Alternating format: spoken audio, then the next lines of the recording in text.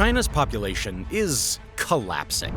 It declined for 3 years straight, falling by 1.39 million last year. If these trends continue, China could go from a population of 1.4 billion now to just 500 million by the end of the century. This would be the greatest population decline anywhere in the world, in all of history. And within the foreseeable future, China will already experience severe aging problems. China's median age is bound to surpass that of the US and Europe within a few decades. Underlying all this is one of the worst fertility rates in the world, of just 1.18 in 2022. This means that Chinese women, on average, are now having 1.18 children during their lifetime. Experts are warning that this could dip below 1 if this trend continues, meaning that new generations will become 50% smaller. Long-term, it might be the worst crisis the CCP is facing, as this will affect everything from internal stability to global power. There will be less people to work jobs, way less money for the government, and less people of military age. And with its decades-long one-child policy, the CCP has played a role in creating this crisis, although there are many other reasons for this problem as well. In this video, we'll take a look at how the population crisis has gotten so bad in China, and what this will mean for the country's future. More and more people are ringing the alarm bells on China's population collapse, but that only started very recently. A decade ago, a depopulation crisis in China wasn't considered a possibility. This is perhaps because of the huge population growth the country had ever since World War II. In 1950, China had 544 million citizens, and 70 years later, this has almost tripled. The reason was that in the 1950s and the 1960s, Chinese women had about 6 babies on average. Mao Zedong, China's leader at the time, didn't think this was a problem. His policies were actually pro-natalist, meaning that he supported people having many children. He believed that a large population was a national asset, and considering China's geographic size, it had a large potential. To achieve this goal of population growth, Mao cracked down on birth control and abortion, and contraceptives weren't easy to access. Meanwhile, there are a lot of incentives to have a large family. In rural areas, large families received extra land, and in the cities, they got even better housing and food rations. Mao also used the propaganda machine to show that large families are ideal and even patriotic. But critics were pointing out that population growth was getting out of hand. Abroad, people were getting very concerned about overpopulation starting back in the 1970s. Experts were warning about the potential for famine if the population kept growing, especially in the underdeveloped countries like China was back then. Mao obviously didn't appreciate this criticism, and warnings about overpopulation were heavily censored. However, during the 1970s, the CCP's policies flipped 180 degrees. Mao was already severely ill, and his advisors took more and more control over government policy.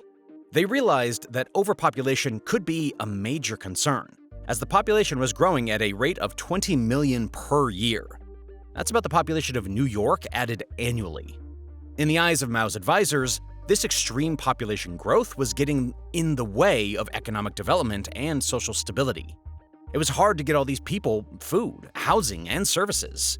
Add on to the fact that the CCP needed to add 20 million new jobs every year, a nearly impossible task in a centrally planned communist economy. The first shift in the CCP's policy was the Later, Longer, Fewer campaign in 1970, calling on people to marry later, have longer gaps between children, and have fewer children in general. Later, the CCP even promoted families having just one child. The more radical birth control policies were implemented after Mao's death, during Deng Xiaoping's rule. In general, this new leader didn't really care about Mao's legacy, as he reversed many of his ideas. Deng Xiaoping started with massive sterilization campaigns, where the government rewarded people financially for participating. Later, the CCP became even more extreme as it launched the infamous one-child policy in 1979. Families weren't allowed to have more than one baby, and this was enforced by law. After the first baby, Chinese women often got contraception implants. If they removed this implant and had a second baby, the wife or the husband needed to be sterilized. Sometimes the second child needed to be sterilized too. But more often, the second child didn't get papers, because their parents didn't register with the government for, well, obvious reasons. This meant that they couldn't get education, healthcare, a job, or get married. There's an estimated 13 million of these so-called invisible children that are alive today. although it's hard to pinpoint the exact number. However, unlike you'd expect with the one-child policy, the fertility rate didn't fall to 1 or less back in 1979. The reason was that there were a lot of exemptions to the official state mandate. The policy was created by the central government, but local governments had a lot of room to make their own decisions. That's why only a third of the population actually had this one-child restriction. Mostly people in the cities, where overpopulation was the biggest threat. But in the rural areas, well, things were different. More than half of Chinese families were allowed to have a second child if their first baby was a daughter, and they could also apply for exemptions based on their financial situation. There were also areas where people could have 2 babies or more, regardless of the first baby's gender. This applied to ethnic minorities like the population in Tibet. But the one-child policy did have its intended effect on stopping extreme population growth. By 1992, the fertility rate in China fell below the replacement level of 2.1. This replacement level is basically when every next generation roughly maintains the same size, which is the ideal for long-term stability. So in the 1990s, the first people started to call for an easing of the one-child policy. After all, the goal of stability was already achieved, and the one-child policy was explained as a temporary measure when it was launched.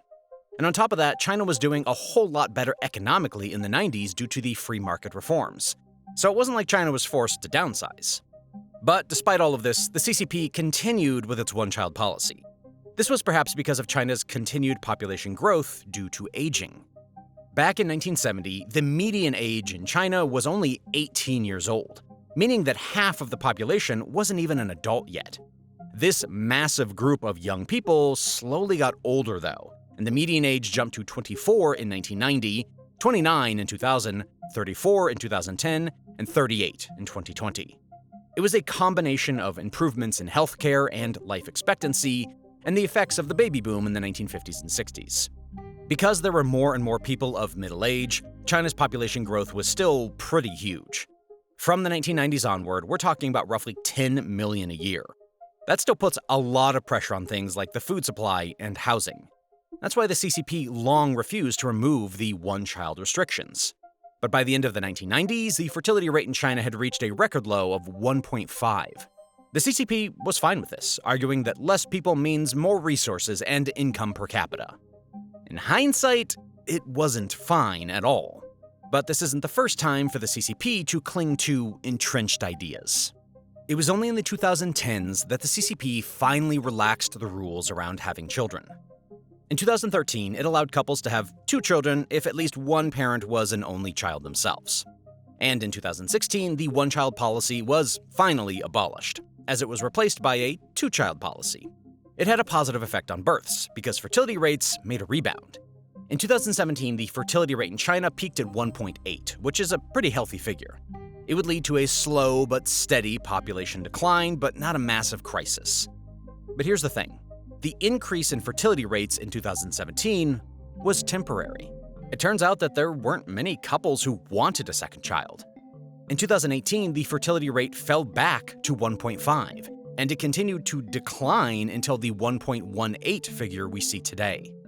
In a desperate move, the CCP lifted all restrictions on having children in 2021, with the 3-child policy, but it was already too late.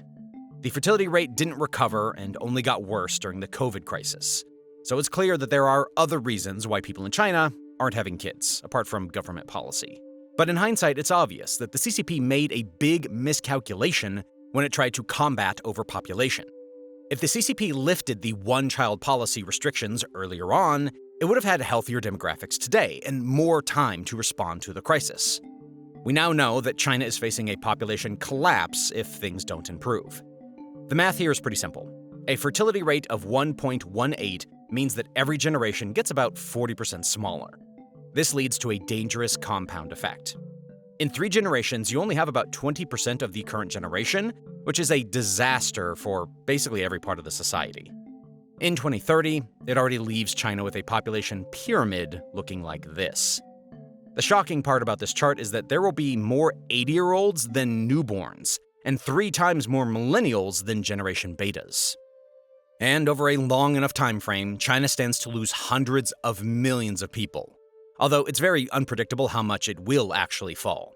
Many researchers are now saying that China will have just over 500 million people left in 2100, which would be more than a 60% decline in 75 years. But it's almost impossible to predict anything this far off into the future. Some researchers argue that as the population declines, the fertility rate slowly rebounds as resources become more available. Housing prices could fall, and wages could rise, meaning that it's easier to start a family. According to the Scientific American, there's a scenario where China's population stabilizes at around 1 billion by the end of the century. The UN takes the middle ground, predicting a Chinese population of 770 million in 75 years.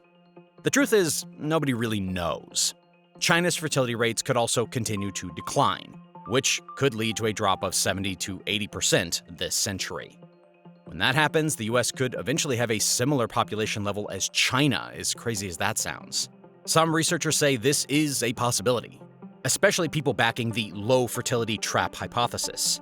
They say that the consequences of low fertility rates, such as high tax rates and economic stagnation, cause a downward spiral. Also, when small families become the cultural norm, it's kind of hard to change that. You can clearly see this in Japan, a country with many similarities to China. To be honest, there's never really been a situation like this, where a population enters rapid decline without things like war, disease, or famine. But this demographic trend is obviously going to define China for the rest of the century, with massive consequences. It will cause crippling problems like a pension system collapse, skyrocketing government debt, and economic stagnation. Before we dive into all these consequences, though, we first need to understand why this is happening.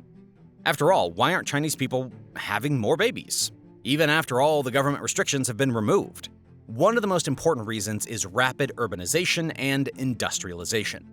China has probably had the most rapid urbanization in all of human history, starting in the 1980s. It went from 19% of the population living in cities in 1980 to 67% in 2024, meaning that hundreds of millions of people moved from the countryside into the cities. It was great for development in the short term, as it caused economic growth and prosperity. When people live closer to each other and infrastructure is better, it allows for more economic activity. But urbanization was terrible for long-term demographics. It turns out that living together with millions of other people in cramped urban areas is not ideal for starting a family. In Shanghai, the municipality with the highest population density, there are nearly 4,000 people per square kilometer. Meanwhile, Shanghai has one of the lowest fertility rates in the country, of just 0.6. If there isn't an influx of new people into Shanghai, it would quite literally become a ghost town. There are similar problems in China's 16 other megacities, including in China's largest city of Chongqing and in the capital city of Beijing. Shenzhen is one of the highest fertility rates amongst them, but it is still less than half of the replacement rate. There are a couple of reasons for this, including the higher cost of living in these huge cities. Apartment prices can be 4 or 5 times as high in Shanghai than in smaller Chinese cities. Of course, people in the big cities also earn quite a bit more. But it's really not enough to compensate. The space that is required to raise 2 children or more is not affordable to the average household living there. That's especially true for the megacities, but also for China in general. The rapid urbanization has actually made living in China less affordable. One study found that the relative cost of raising children in China is the second highest in the world. In China, the average cost of raising a child from birth until adulthood is more than 500,000 yuan, or more than $70,000 US. That's more than 6 times GDP per capita, and the lion's share of this is in housing expenses. To put that into comparison, people in the US need about 4 times GDP per capita to raise a child. In Australia, it's only 2 times GDP per capita. China's relative cost is only placed after South Korea, which is the country with the lowest fertility rate globally. It turns out that the cost of raising children is a pretty good predictor of how many children people have. Researchers have said that the fundamental reason why China has almost the lowest fertility rate in the world is that it has almost the highest fertility cost in the world. Apart from high housing prices, the second biggest reason for this high fertility cost is education expenses. Just like South Korea, Chinese parents spend a lot on their children's education. To put it into numbers, Chinese households on average spend 17% of their income on education fees, which is almost 8% of their total annual expenditures. That's far more than any other country in the world, even when most of these households only have 1 child. The reason for this high spending on education is that China is insanely competitive. There's a big problem with the golden ticket syndrome. as people believe that you need the best education possible. The positive reading on this is that Chinese parents want their children to succeed in life. But there's also a lot of fear that their children will become a failure. Because of this fear, Chinese parents rather put all of their eggs into one basket and have only one child. This allows them to pay for all the tuition fees of the best schools and for the extracurricular programs. This is especially the case for middle-income families who don't have enough money to pay for 2 children. Although this cultural phenomenon is what sets China apart from many other countries, there are also other cultural problems contributing to the population collapse. There's now a big opportunity cost of having children, mainly for mothers. Women in China are increasingly focused on their career prospects, as 60% of them are employed, quite a bit higher than the global average. This group is discouraged from having children in the workplace. Nearly 2/3 of them are asked about their marriage and childbearing plans during job applications, because employers don't like the potential paid leave period. It's also one of the reasons why men in China have more career progression. In one survey, 85% of working mothers in China said that having children has hurt their career prospects. So no wonder why women are having fewer children and having them later. This also has to do with the changing culture in China, where having a large family is becoming less of a cultural norm. Even marriage is becoming less of a priority. The age of marriage in China is rising dramatically, as people are getting married less and later. Last year, the number of marriage registrations dropped to its lowest level since 1980. Only 6.1 million couples got married, which sounds like a lot, but it's actually worryingly low. Look at this chart. You can see that the number of marriages in 2013 was more than double, with 13.4 million marriages. Meanwhile, relatively more marriages in China end up in divorce. This is a big reason for low birth rates, as people in China tend to only have one child inside of a marriage. Only 9% of Chinese babies are born in wedlock, compared to about 40% in the US. It's not a bad thing in and of itself, but it only worsens the demographic collapse. Meanwhile, there's a growing group of young Chinese people that aren't getting married at all. They're perhaps part of the Bailan movement, translate to let it rot. A growing number of young Chinese are sick of the hyper-competitive landscape in China, and they're giving up on a good career. Others have tried to get a good job, but they've just failed to do so. China's economy is pretty rough for the young population, as youth unemployment is in the double digits, and many more are getting jobs that they're way overqualified for.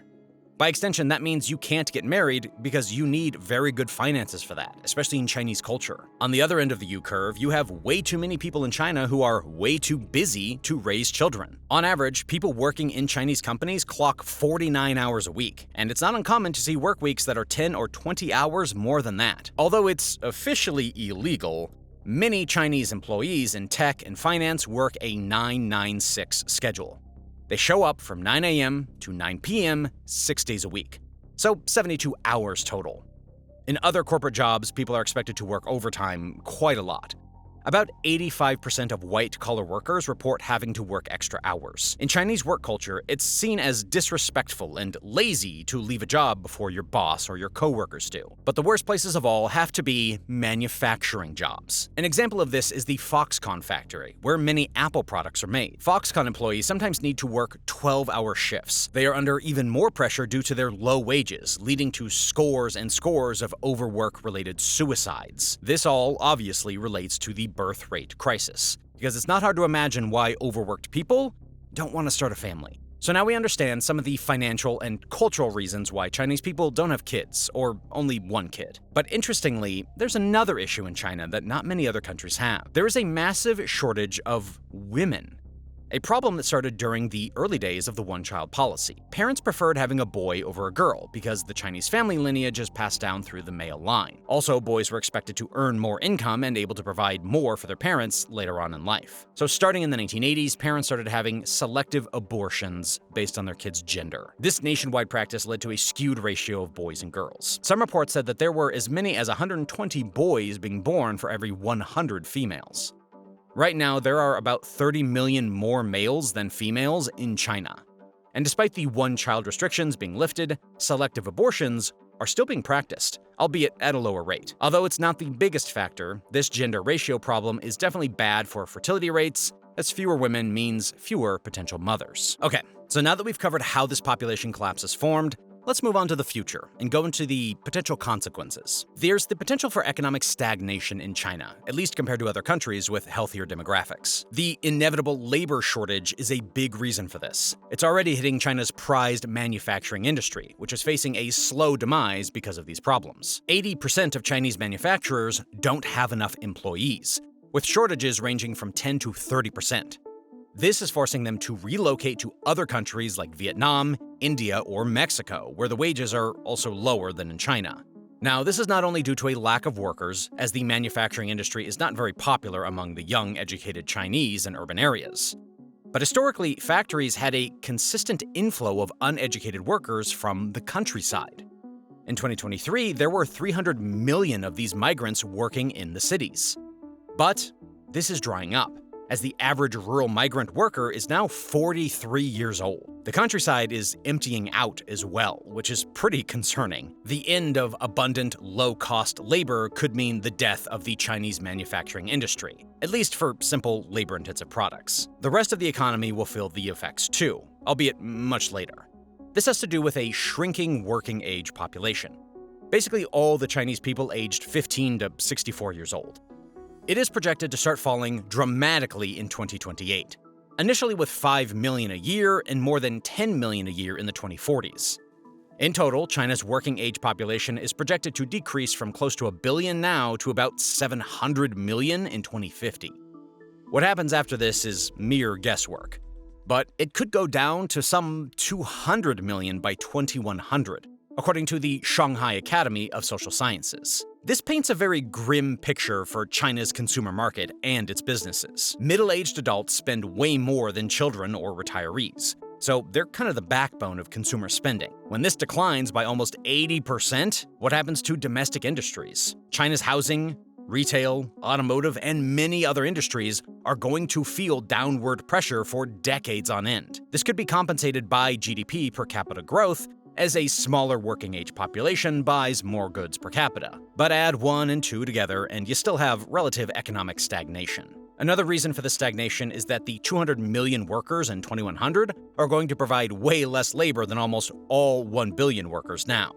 We need to put a massive disclaimer here though, because we don't know what AI and robotics are going to do with productivity gains. These tools could potentially 10x the amount of work every individual is able to do, especially in China, where they're investing heavily in tech. So maybe China will be able to produce more in 2100 compared to now in absolute terms. But relative to other nations, the decline in labor is going to have an effect. If we assume the US is going to have the same productivity gains but no collapse in the working-age population, it's going to get way ahead of China in terms of GDP. Right now, the US has more than 1 billion fewer people than China, and despite this disadvantage, it's richer. But by the end of the century, this gap is projected to shrink to about 200 million, and China's population is going to be way older than the US. Economics is a very competitive game, as it is one of the cornerstones of geopolitics. That's one of the biggest reasons why analysts are now saying the US is now dealing with China in decline. One prediction says that China's GDP as a percentage of US GDP will peak in about 2030 before entering a slow decline. And most importantly, China never overtakes the US according to this prediction, which is something more and more economists are agreeing on nowadays. This all relates to the military field as well. If China is producing relatively fewer resources and it has significantly less manpower, it changes the whole game. We know that China is eyeing to take Taiwan and expand its influence in the South China Sea. The biggest reason it hasn't done this yet is the US, which is still ahead of China in terms of military quality. That's why China has been pushing for quantity in recent years,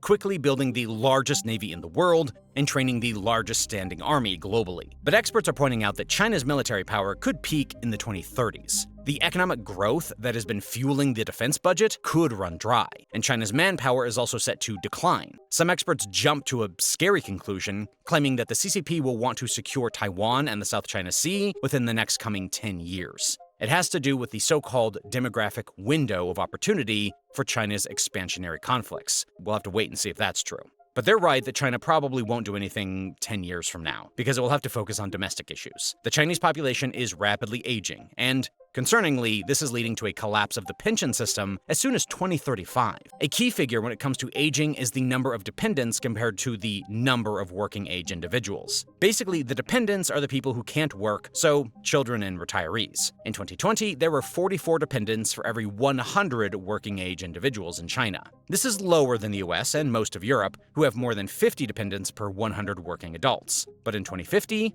this ratio of dependents to working-age people in China will go up to 73 per 100. That's a disaster for the government and for businesses. First of all, there won't be enough money to pay for the retirement of Chinese workers. This is a bigger problem than you'd think. The pension system in China has two pillars, and one of them is a state-controlled pay-as-you-go system. This means that the current contributions from workers are used to pay for the current retirees. In the future, this will break down because there are not enough workers relative to retirees. From 2035 onwards, the system could be running at deficits worth hundreds of billions of dollars a year. That's because this system is enormous, covering more than 1 billion people. The number of retirees will jump from 300 million now to about 400 million in a decade, which is more than the population of the US and the UK combined. Right now, China already spends more than 5% of its GDP on retirement payouts, or about 900 billion annually. It's easy to see how this can go wrong. China is trying to prepare for this upcoming disaster,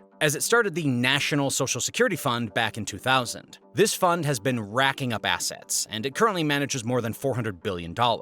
They use money from the government to invest in loans, bonds, stocks, and more, both domestically and overseas. In the future, this fund is planned to pay for China's shortfall in pension contributions, but it's way too little. Japan has a fund of $1.6 trillion, and they will likely run into problems despite only having a fraction of China's retirees. Concerningly, China's fund already had to be used before to cover some shortages, and people are saying it won't last further than the 2030s. After that, the accumulated shortages is projected to be in the trillions. The Chinese government only has 3 ways to deal with this. It can either give people lower pensions and increase the retirement age, it can increase taxes, or it can turn to government debt. None of these options are pretty, and China is bound to suffer under this aging pressure. And when we're talking about China's failing pension system, we should also take into account that every province actually runs its own system. This decentralized approach makes central government policy very hard. 11 out of 31 Chinese provinces are already running at pension deficits.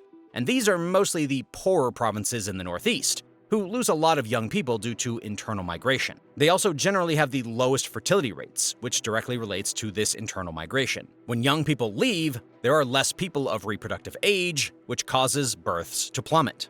Looking at this chart, the rural northeastern provinces of Heilongjiang, Liaoning, and Jilin have the worst demographics. Their fertility rates are 30 to 50% worse than China's national average. Combined with migration outflows, it's the equivalent of an absolute population collapse. Interestingly, several provinces with large ethnic minorities have way better birth rates. Tibet tops the list with the fertility rate relatively close to replacement level, while the Guizhou, Ningxia, and Qinghai provinces all have pretty decent fertility rates too. There are multiple reasons for this. They were exempt from the one-child policy, they have less urbanization, a lower cost of childbearing, different cultures, and less out-migration. Unfortunately, the Xinjiang province doesn't have high birth rates anymore, because the Uyghur population is actively being suppressed right now. The other provinces that top the list of fertility rates are the southern coastal provinces, including Guangdong and Hainan province. As trade hubs with tons of jobs, they benefit from the most internal migration, which is propping up their demographics. Meanwhile, the metropoles of Shanghai and Beijing are barely hanging on, and without internal migration, they would collapse. This is causing a lot of headaches for the central government. It doesn't want to abandon the poor provinces with low birth rates in the northeast that are bound to have their economy and their pensions system wrecked. However, it's too risky to start taxing provinces with ethnic minorities to solve the problem, since they're just as poor. And taxing these southern provinces and the big cities, basically China's economic growth hubs, is also not a popular option. Restricting internal migration, which is the underlying driver of these regional differences, is also not going to work. It would be very unpopular in these southern provinces and in the big cities. These divisions are going to lead to conflicts within the CCP. You see, there are many power circles within the CCP, and many of them come from specific regions like the Shanghai clique. Xi Jinping has been trying to limit this with his political purges, but maintaining loyalty from every province is still a balancing act. He needs to ensure that every province is carrying the same burden. Otherwise, people are going to get very angry. And anyone who knows a bit about Chinese history knows that disunity and internal strife, it can get pretty ugly. Now, when we're talking about China and the problems it has today, it's not hard to notice the huge similarities with Japan. This nation is, in many ways, very similar to China, but it's a few decades ahead when it comes to demographic problems and the consequences of it. That's why it's worth looking at Japan to understand what could happen to China over the coming decades. Japan's fertility rate dipped below the replacement level back in the 1960s, and it's been in a decline ever since. The fertility rate is currently 1.4, which is a bit higher than China's, but it's been this low for decades, and the compound effect had its impact. The thing that's drawing the most attention is Japan's economic failure. After Japan's economic crisis in the 1990s, Japan hasn't grown its GDP per capita at all. This period from the 90s until now is called Japan's lost decades. Nominal GDP has fallen from $5.5 trillion in 1995 to $4.2 trillion now, despite massive gains in other countries over this period. What's tragic about this is that Japan was winning in the 50s, 60s, 70s, and 80s. The country regularly had double-digit growth rates because of a thriving car, electronics, and machinery industry, among many others. It seems strange for people now, but most people believe that Japan might someday overtake the US in terms of GDP. In the 1980s, professors like Paul Kennedy wrote books stating why Japan could become much more powerful economically. The public was becoming angry at Japan because it was exporting more goods to the US than it imported back. And someone we know very well today, namely Donald Trump, was also getting angry at Japan. He said that they come over here, they sell their cars, their VCRs, they knock the hell out of our companies. Meanwhile, foreign affairs analysts were warning about a growing geopolitical threat from Japan. They argued that it was only a matter of time when Japan would betray the US and try to get nukes. There were actually American books being written warning of the coming war with Japan. On top of that, people warned about America's dependence on Japanese semiconductors at the time. By the end of the 1980s, the American public was nearly as afraid of Japan as it was of the declining Soviet Empire. To give them credit, it made sense if you look at this chart comparing both nations' GDP. In 1995, Japan was only 30% behind the US, and its economy was on a tear. But for a person living in the current day and age, this story sounds incredibly familiar. China in the 2000s and 2010s was almost exactly the same as Japan was in the 1970s and 80s, at least in terms of its economic and geopolitical rise. And now we're also hearing warnings about trade dependencies and a potential conflict. Now, there are two reasons why this story is so interesting. First of all, the fall of Japan was probably caused by demographic issues. At first, there were some arguments that Japan suffered from bad government or central bank policy, but there's a growing consensus that demographics are actually the underlying core issue. After all, there must be something fundamentally wrong in a country for it to stagnate for 30 years, and it can't just be a short-term crisis. And the second interesting thing about Japan's story is that China could go down the same path. The most fundamental reason for this are their similar demographics. But the cracks are already showing inside China, giving us even more reason to believe this. The massive housing bubble in China has been collapsing ever since 2021. This is very significant, as Chinese real estate is worth more than 125 trillion US dollars, the biggest asset class anywhere in the world. A housing price crash could very well be the spark of China's lost decades. The most ominous signs of this are deflation and a rapid falling interest rate. Because people aren't spending enough, prices in China are going down, which is a symptom of low consumer trust. You want to avoid deflation at all costs, because companies could go bankrupt, wages could fall, and spending could decline even further, leading to a deflationary spiral. That's why the central bank in China has to lower interest rates further and further to keep stimulating lending and keep the economy functioning. This is exactly what happened to Japan in the mid-1990s. An asset bubble collapse led to an economic crisis with an initial drop in consumer prices and declining interest rates to the point where they hit zero. Obviously, history never fully repeats itself, but it's hard not to notice how similar Japan's and China's stories are. It sure proves how an up-and-coming nation can stagnate due to terrible demographics. So, with all of this doom and gloom, there are still some solutions to the demographic crisis. They won't be pretty, though, and they won't fix the problems entirely. But it's worth going into how the CCP might react to this population collapse. One of these solutions is raising the retirement age. Right now, China has a complex retirement system, where you have different retirement ages depending on the type of job you do and whether you're male or female. Generally, the retirement age is 60 for men and 55 for women. This is pretty generous compared to other countries, but it's not sustainable with the current aging population. That's why the CCP has planned to increase it by 3 years over a 15-year time window. It is very likely that it will go up even more later on. The only downside to this is that new generations could feel like they're being ripped off. Chinese citizens in their 30s or 40s are probably going to have to work years longer than their parents did. But the higher retirement age is not going to be the worst problem for the newer generations. The Chinese government is likely going to turn to money printing and higher taxation to save the pension system from its multi-trillion-dollar shortfall. This is inevitably going to lead to lower purchasing power, meaning people earning the same income can buy less.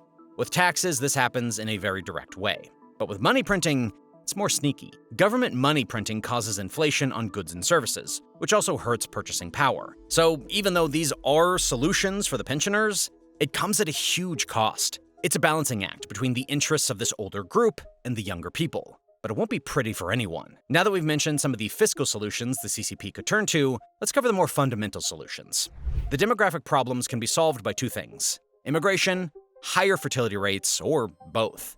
In general, an inflow of people from abroad can keep the population stable. But unlike the US or various European nations, China can't really rely on immigration to solve its aging and population decline issues. After all, for a country of 1.4 billion people, it's hard to find a meaningful amount of skilled immigrants abroad. China would have to import the equivalent of whole countries, in a day and age where more and more populations are declining. On top of that, China isn't the most attractive place to go for migrants. Western countries or other Asian nations like Japan and South Korea simply offer more prosperity and more freedom. The US trumps all nations in this regard, and it manages to get the smartest people from all around the world. There's also a cultural aspect to this. The Chinese population is very socially conservative, meaning that foreigners and other cultures aren't really welcomed. Maybe the CCP will try to implement immigration from the top down, but there are no signs of this yet. There is only one solution left, which is increasing fertility rates and getting them to a more stable level. A fertility rate of 1.5 compared to one of 1.1.8 would already be a world of difference. Ideally, China would want to get back to the 2.1 level of population replacement sometime in the future. But it's not known if the government is even able to influence fertility rates that much. Back when China fully removed the childbirth restrictions in 2021, it didn't have a big effect on fertility rates. And if we turn to other countries like South Korea or Japan, we can see that financial incentives often don't work well enough either. In South Korea, they've spent $270 billion since 2006 on the so-called pro-natalist policies. They give parents tax incentives, provide free daycare, and give them monthly allowances. However, there's been no improvement in birth rates. Instead, they've only gotten worse over time. So if the government in South Korea wants to make a real difference, they would need to spend way more. For a country of China's size, that would be trillions of dollars of pro-natalist spending. Now, China is slowly moving towards financial incentives for parents, but the steps are way too small. A recent change was to double childcare tax breaks to 2,000 yuan per month for families with a baby under 3 years old, or about $300 per month. Analysts said that this is not enough to even make a dent on the demographic crisis. It would make more sense to tackle the cost of living problem, mainly the rising costs of housing, as it's the main financial obstacle for starting a family. Since it's a market issue and a consequence of urbanization, it's hard to figure out how the CCP would solve this, though. One thing is for sure, and that's the fact that China has more than enough houses. There are empty apartment buildings pretty much everywhere in China, and the housing sector has overbuilt houses to the extent of China's 1.4 billion population could never fully occupy them. The only reason housing prices are still so high is because there's a massive speculative housing bubble. It's collapsing now, which is going to help people buy homes, but it's also going to mean that people are going to lose their asset value. Companies and investors will go bankrupt, and the economy goes into crisis mode. The best thing for long-term demographics is to let this happen, because it means that the cost of living finally goes down. But as we mentioned before, it's not just the cost of living. There are also many cultural problems in China leading to the population collapse. The golden ticket syndrome, overworking, and declining marriage rates are all contributing factors. We should take into account that China is still an authoritarian country, so it might have a different approach to solving societal issues like this. One tactic is pro-natalist government propaganda, which works well in China because of the CCP controlling all the media. But there are also more radical solutions, like punishing people for not having children, or only one child with higher tax rates. This has actually been done in Romania when it was ruled by a communist dictator. The same dictator also banned abortions and contraceptives. It may sound absurd to have this in the modern day and age, but China is known for its ruthless government policies and disregard for individual freedoms if it serves the nation. The same country that forces abortions and contraceptives during the one-child era could also do the opposite. It's not clear whether China's current leadership takes the population collapse seriously enough, though. Xi Jinping has acknowledged the problem, saying that we will establish a policy system to boost birth rates and pursue a proactive national strategy in response to population aging. But at the same time, he still believes some of the CCP rhetoric from the 1970s. He said that low fertility rates have a dual effect, and that they can also drive economic growth due to lower pressure on resources. This, of course, doesn't hold true if the population falls off a cliff. A fertility rate of 1.8 might be great for the economy, but a fertility rate approaching 1.0 is horrible.